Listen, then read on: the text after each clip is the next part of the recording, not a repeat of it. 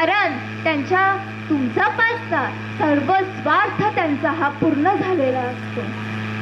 पण बोटावरच मोजणारे फक्त लोक असतात, फक्त सदस्य असतात, फक्त कार्यकर्ते असतात जे फक्त लोकांसाठी जगतात, लोकांसाठी फक्त राजकारणात उतरतात. आणि त्यातलं एक उदाहरण म्हणजे आमचे साहेब घाटोडे साहेब. मी स्वतः घाटोडे साहेबांना बघितलंय लोकांसाठी धडपडताना.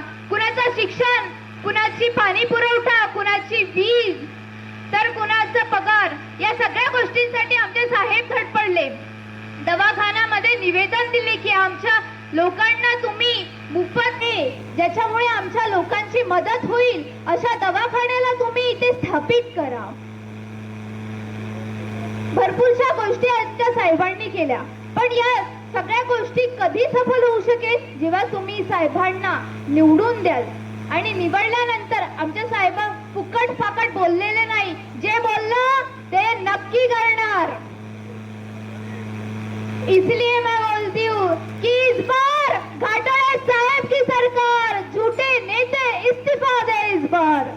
एवढे बोलून माझ्या शब्दांना इथेच थांबते, इथेच आपले शब्द पूर्ण करते. जय हिंद, जय महाराष्ट्र.